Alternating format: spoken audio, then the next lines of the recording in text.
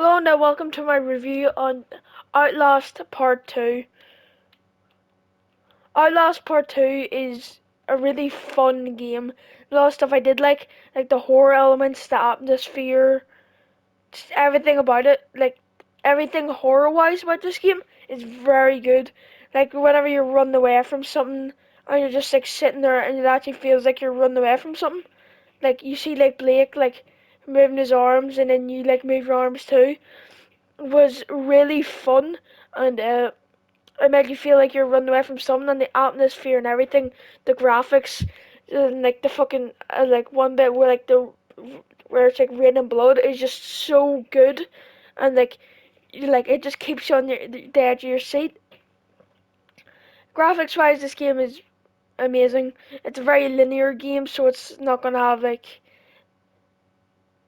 I bet if this was like a lot bigger game, it would have worse graphics. But since it's a very linear sort of game, it has amazing graphics, especially for a horror game. That's probably the most important thing a horror game needs, and that is good graphics.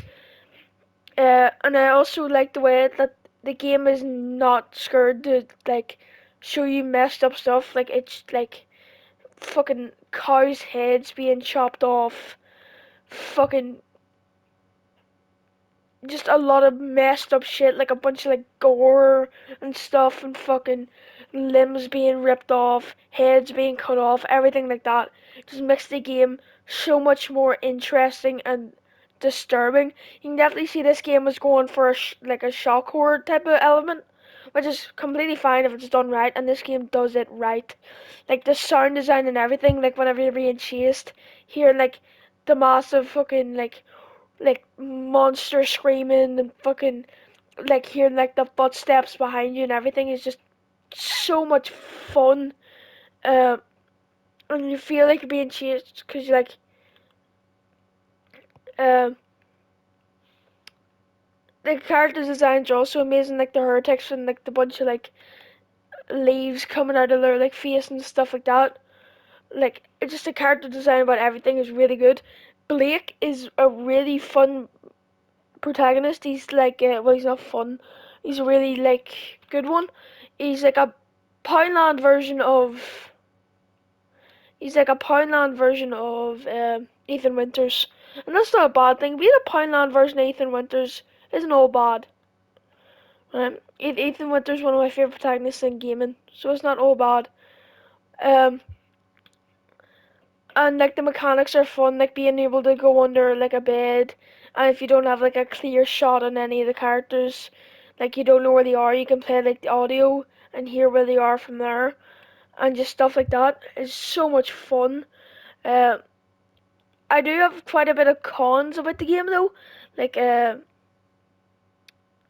pacing is all over the place. Like the last like hour and a half just takes a massive nosedive. Like, do you see whenever you hit the mines? The nosedive is insane. It goes from like a 9.5 to fucking. It just nosedives in quality, which is really sad because this game could have had really good and like really like a good game. Uh, and the game kind of just relies on the same sort of thing that is done well for certain parts of the game, but sometimes it just feels monotonous. It's just oh, hide from something, and then whenever you get something, massive chase scene, which gets a bit monotonous after 6 hours of doing that. Um, Underdeveloped villains like the heretics are in the game, no joke, twice. One's for like a big chunk, and then the other, did you just see them? Like there's some like confused lesbian lady. See her like twice.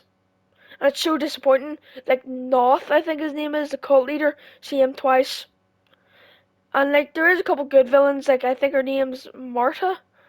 I think that's her name. She wears like a black cloak and she has like a massive pickaxe. She is a really cool concept and she is also a really fun character. Uh, well, not fun character, you know what I mean? A really good one, a really interesting one. Um, and the ending is just so fucking awful too. Like the ending makes no sense and it also ends really badly. Like it's so unsatisfying. You're kind of like, what did I do all that for? Just for a bit of fucking. I'm not gonna spoil it, but I would, and it's just so. You're like, why did I go through all of that just to get this mediocre ending?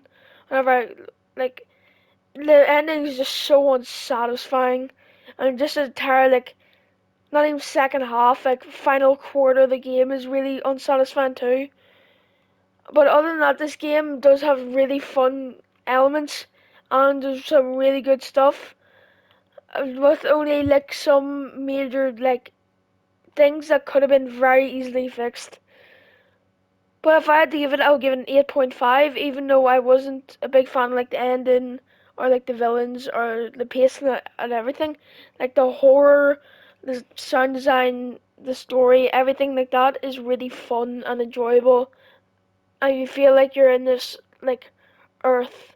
You feel like you're in this world in Arizona. And you're playing as a guy who's just trying to get his wife back. It is so much fun and enjoyable, and I would definitely recommend it. So if you do like this video, if you like this review, like, share, subscribe, and I'll see you guys in the next one. Bye bye.